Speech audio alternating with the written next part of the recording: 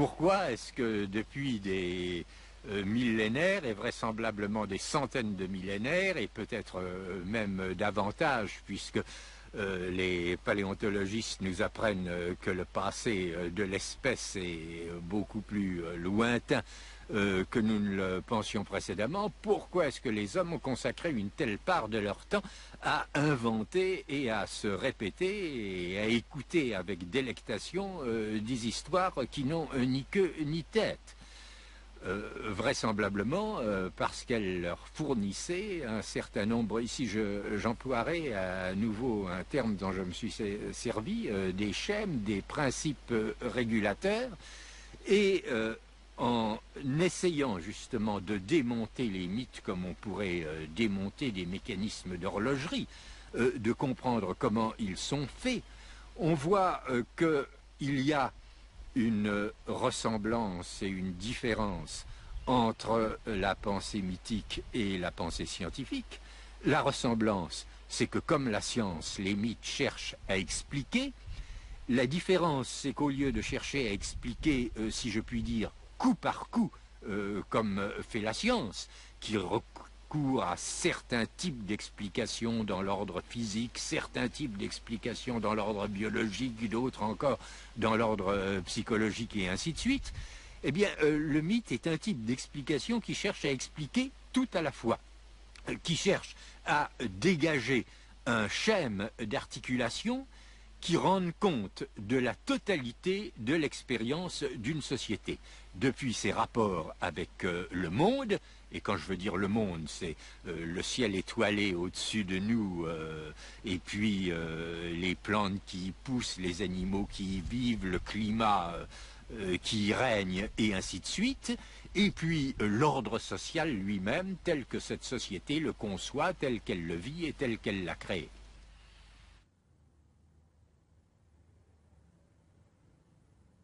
Il est bien clair que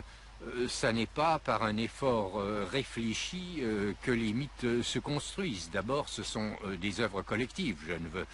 pas dire par là qu'à un certain moment, à certaine époque, il n'y ait pas eu quelqu'un qui ait d'abord raconté une histoire, mais cette histoire n'est devenue un mythe qu'à force d'avoir été entendu, répété,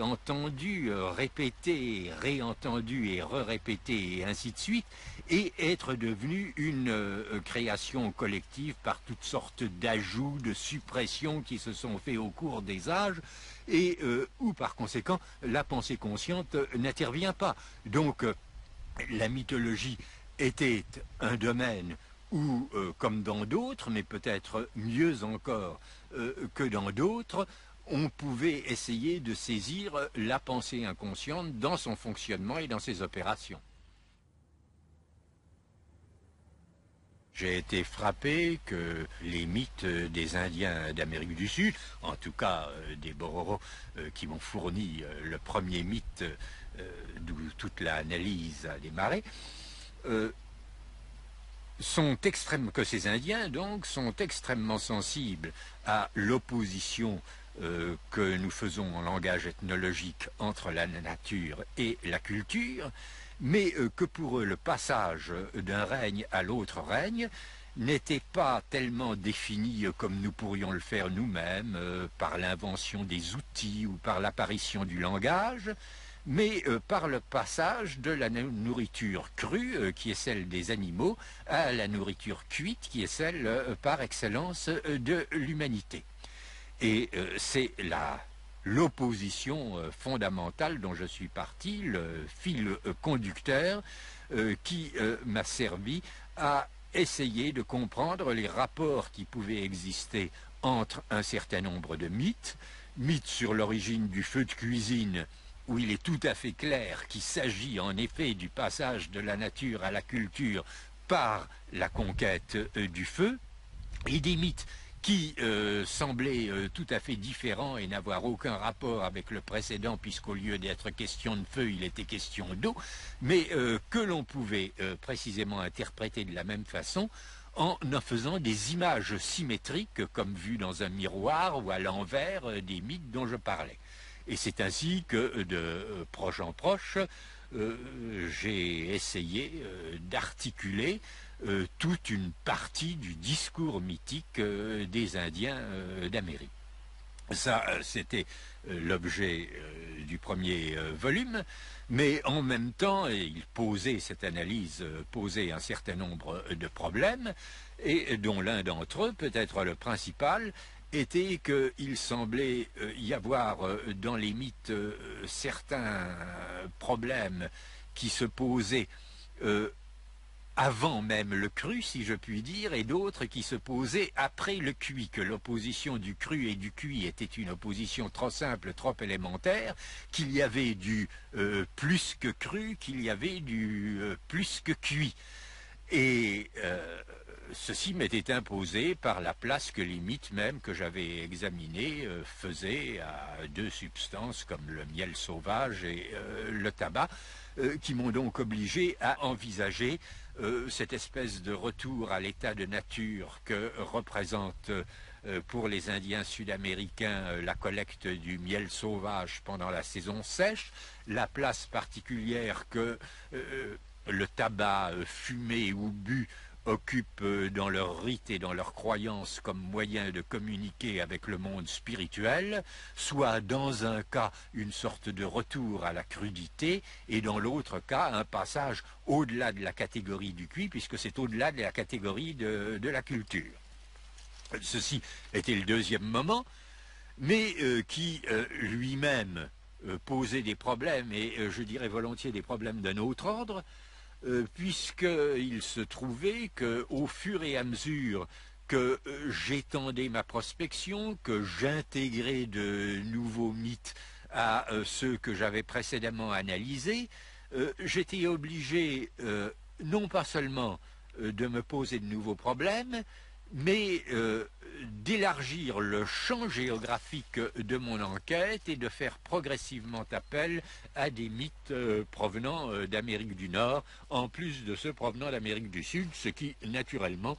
m'obligeait à faire un certain nombre d'hypothèses d'ordre historique sur le peuplement de l'Amérique et les raisons pour lesquelles il était possible de considérer que les mythes des deux Amériques parlaient un langage commun et qu'un dialogue s'établissait entre eux. Mais cet élargissement géographique, puisque le troisième volume, l'origine des manières de table, passe d'Amérique du Sud en Amérique du Nord, à peu près au premier tiers, en même temps élargissait la problématique qui était celle à laquelle j'étais confronté dès le début. Et ces manières de table, qui sont un aspect de l'éducation générale, amenés à leur tour à poser des problèmes plus vastes qui sont ceux du rapport entre l'humanité et la féminité dans ce grand problème général du passage à la nature, à la culture, où les femmes représentent justement dans la pensée des Indiens américains une catégorie de l'humanité plus proche de la nature et la partie masculine plus proche de la culture, et que le problème du passage de la nature à la culture se transforme donc en quelque sorte en un problème d'éducation des filles. C'était donc à la fois un élargissement géographique et un élargissement systématique, et bien entendu, il me restait une dernière étape à parcourir, c'est après m'être considérablement éloigné de mon point de départ, en m'en éloignant encore davantage, constater que j'étais revenu à celui dont j'étais parti. Car dans les versions nord-américaines, la conquête du feu, au lieu d'être le résultat d'une petite rencontre entre un enfant perdu et une bête sauvage des bois qui en était le propriétaire, devient l'enjeu d'une guerre cosmique entre les habitants de la Terre et les habitants du ciel. Et par là même, je pouvais démontrer que ça n'était pas à tort que j'avais, dès le départ, élargi un mythe, à peine un mythe, presque un conte, en apparence insignifiant, en lui donnant des proportions et une signification véritablement philosophique.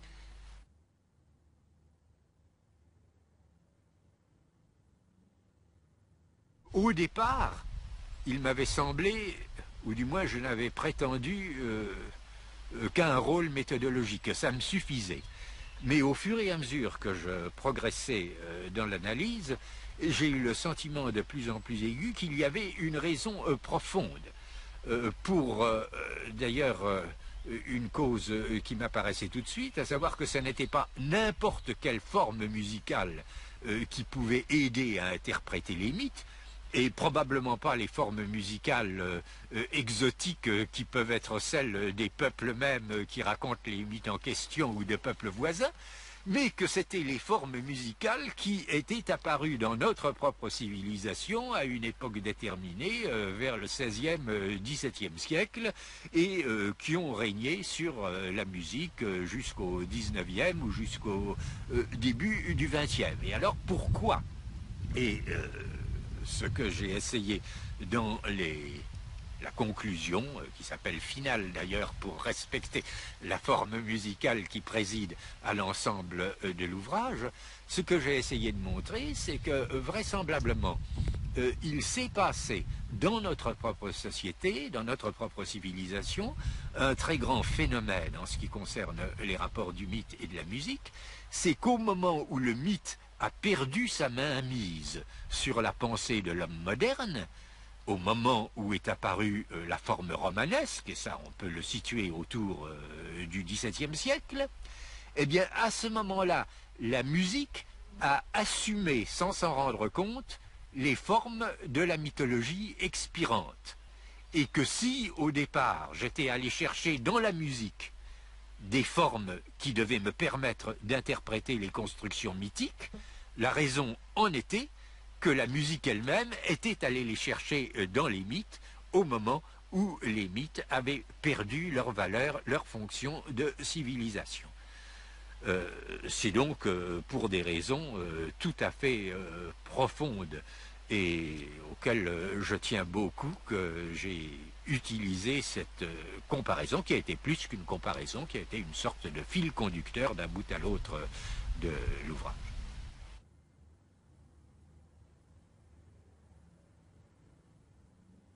Je dirais que les mythes m'apparaissent comme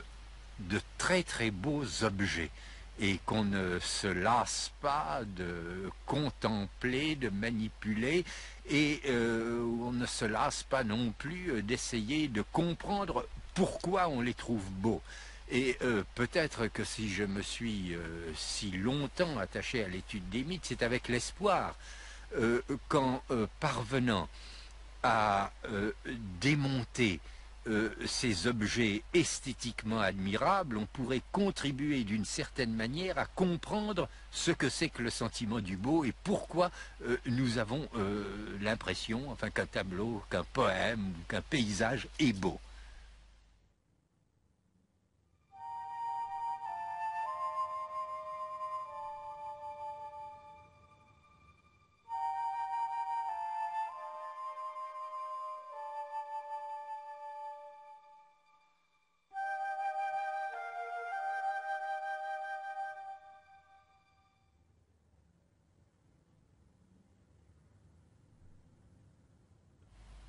Il est vrai, enfin, qu'on a souvent accusé le structuralisme d'anti-humanisme. Je ne dirais pas que c'est totalement faux, je dirais que c'est seulement à moitié vrai, parce qu'au total, qu'est-ce qu'on nous reproche? On nous reproche deux choses, l'une sur le plan épistémologique et l'autre sur le plan moral. Sur le plan épistémologique, on nous reproche d'adopter sur l'homme un point de vue qui n'est pas celui du philosophe, et celui du philosophe, je dirais, pratiquant l'introspection sur lui-même, c'est-à-dire de chercher à adopter un autre point de vue que celui du sujet. Je considère qu'il est parfaitement légitime que dans quelque recherche que ce soit, on choisisse le point de vue qu'on estime être le plus efficace pour les résultats de sa recherche. Et si vous allez prélever une goutte d'eau dans la rivière qui est à côté de nous et que vous la regardez à l'œil nu, vous verrez un objet tout à fait réel, à savoir la goutte d'eau, mais qui sera un objet complètement différent de celui qui vous apparaîtra si vous mettez votre goutte d'eau sous la tourelle d'un microscope et que vous opérez des grossissements successifs. Parce qu'alors, au lieu de voir la goutte d'eau, vous apercevrez des animalcules qui se promènent à l'intérieur de l'eau, et puis à la limite, si votre microscope est électronique, au lieu de voir les animalcules, vous verrez les molécules dont se compose et l'eau et le corps même de ces petites bêtes. Et puis si vous allez encore plus loin, vous pourrez voir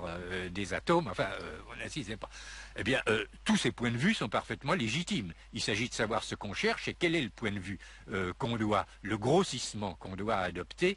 pour obtenir un résultat. Eh bien, nous choisissons un grossissement par rapport auquel, disons, la notion de sujet se dissout, s'efface, s'abolit. Nous étudions des mécanismes qui se passent à l'intérieur de la pensée, mais à l'intérieur d'une pensée qui déborde de tous les côtés ce petit secteur limité de pensée que le sujet croit lui-même appréhender. Donc là, je pense qu'on nous cherche une mauvaise querelle. Maintenant, il y a le point de vue moral qui s'inspire de considérations complètement différentes et qui, chez un ethnologue, ne peut pas lui être inspiré par le spectacle de la destruction monstrueuse, systématique des cultures différentes de la nôtre, auxquelles l'Occident s'est livré, peut-être depuis très longtemps, mais disons, pour simplifier, depuis l'époque de la découverte de l'Amérique et depuis les grandes découvertes et la colonisation jusqu'à nos jours. Et nous ne pouvons pas isoler la condamnation de cette destruction de sociétés humaines de toutes sortes d'autres destructions auxquelles on a assisté en même temps et on assiste bien davantage aujourd'hui, destruction des espèces animales, destruction des espèces végétales et autres. Et tout ça au nom de quoi? Au nom d'un certain humanisme qui a été celui de la Renaissance et qui est resté le nôtre depuis, qui est un humanisme outrancier, un humanisme agressif par lequel l'homme se situe lui-même comme seigneur et maître de la création et tout le reste étant à sa disposition. Où est-ce que ça nous a conduit? Nous le voyons, ça nous a conduit à des grandes guerres d'extermination, ça nous a conduit aux camps de concentration,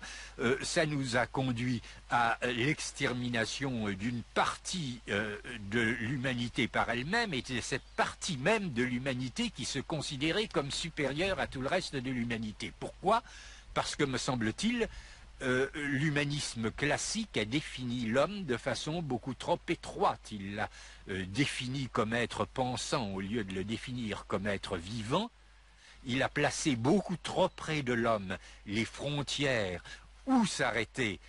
l'humanité elle-même, et par conséquent, il ne se trouvait même plus suffisamment protégé contre ses propres attaques, parce que le rempart était trop près de la place forte, si je puis dire, et il n'y avait plus les glacis protecteurs qui pouvaient le garantir. Monsieur Lévi-Strauss, 30 premières.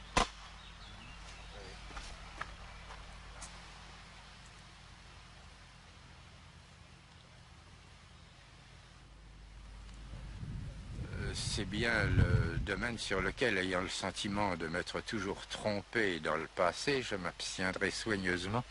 de faire des prévisions dans l'avenir. Mais enfin, je ne peux pas dire que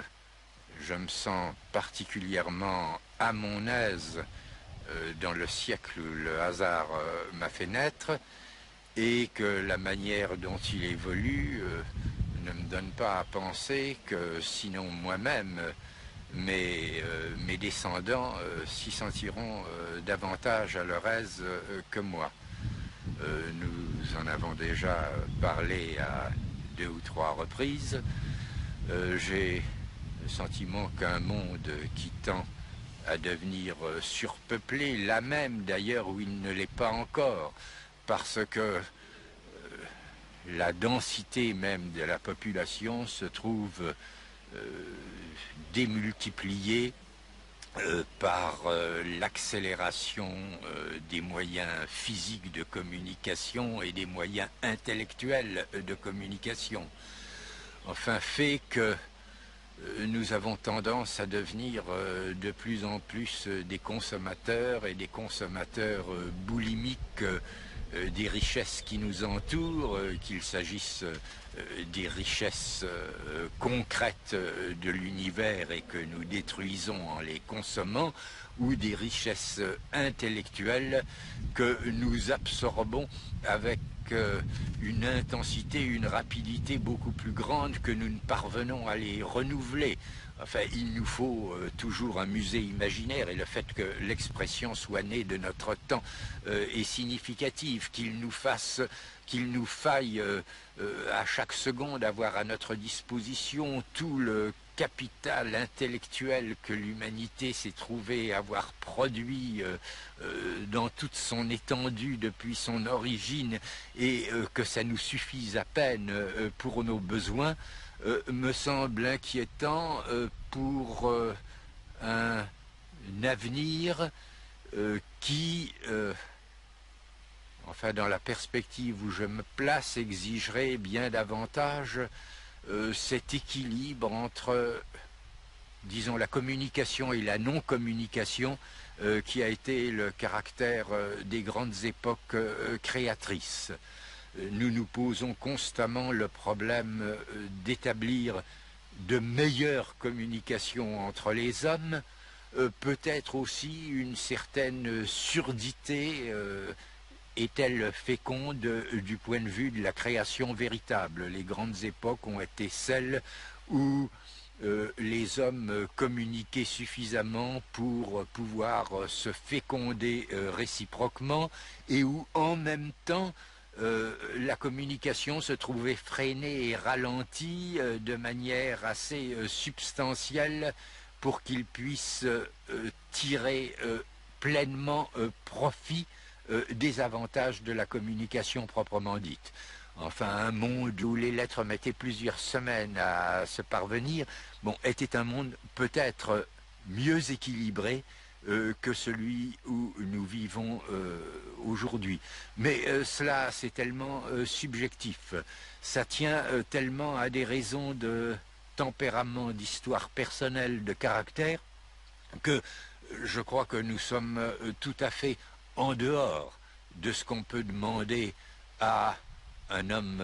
de recherche de dire. Là, il retourne à la biographie, à l'autobiographie par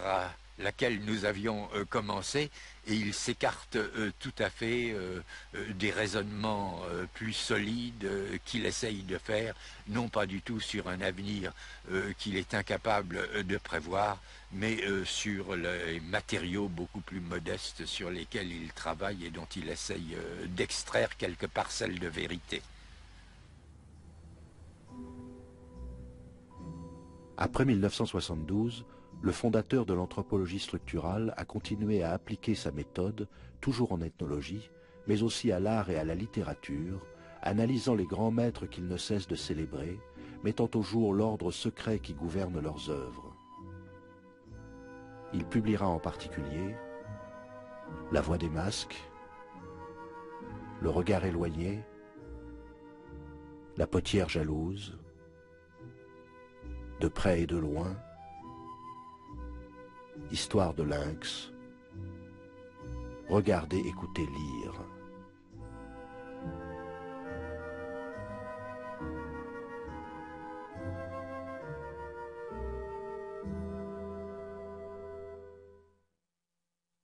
Et dans un instant, cinéma russe. Dans la banlieue de Moscou, 3 amis ont une idée fixe, la prochaine boom, leur première boom.